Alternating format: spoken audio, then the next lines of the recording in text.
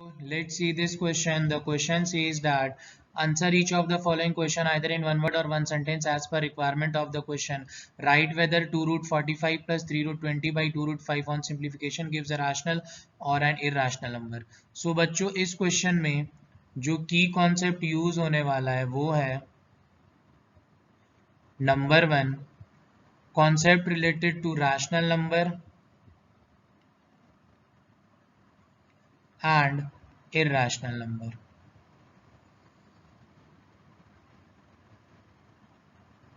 सो बच्चों आपको याद रखना है रैशनल नंबर उस नंबर को बोलते हैं जिसको हम p बाई क्यू फॉर्मेट में लिख सकते हैं जहाँ पे p और q इंटीजर्स होता है and q not equal to 0 होता है। एंड बच्चों इरैशनल नंबर अगर शॉर्ट में समझे तो रूट के अंदर अगर कोई प्राइम नंबर होता है तो उसको हम लोग जनरली इरैशनल नंबर बोलते हैं। सो अब अपने को बताना है कि ये जो एक्सप्रेशन लिखा है ये रैशनल है कि इरैशनल, उसके लिए बच्चों अपने को ये सॉल्व करना पड़ेगा।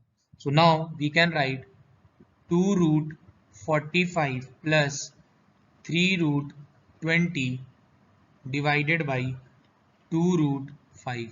So we can write, अब बच्चों हम लोग root 45 को लिख सकते हैं अपने पास 245 को लिख सकते हैं 3 into 3 into 5 plus 3 into 20 को लिख सकते हैं 2 into 2 into 5 divided by 2 root 5। And बच्चों आपको पता है कि रूट के अंदर जो पेयर रहता है वो बाहर आ जाता है। सो अपने पास बचा 2 into 3 और अंदर बचा रूट 5। यहाँ पे पेयर था, पेयर बाहर आ गया। So we can write 3 into 2 root 5 divided by 2 root 5. So we can write 6 root 5 plus 6 root 5 divided by 2 root 5. So now बच्चों we can write 12 root 5 divided by 2 root 5. root 5 से root 5 कटा 2 से 6 तो अपने पास आया 6 और 6 को हम लोग लिख सकते हैं बच्चों 6 by 1. So now बच्चों we can say that कि जो 6 है अपने पास वो एक रैशनल नंबर है। क्यों? क्योंकि हम लोग 6 को 6 by 1 में लिख सकते हैं जहाँ पे 6 और 1 इंटीजर है और 1 नॉट इक्वल टू 0 है। सो वी कैन राइट कि therefore the above expression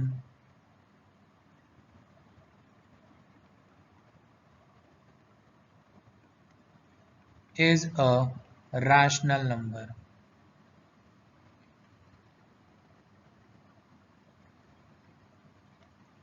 So now final answer है बच्चों कि the above expression is a rational number.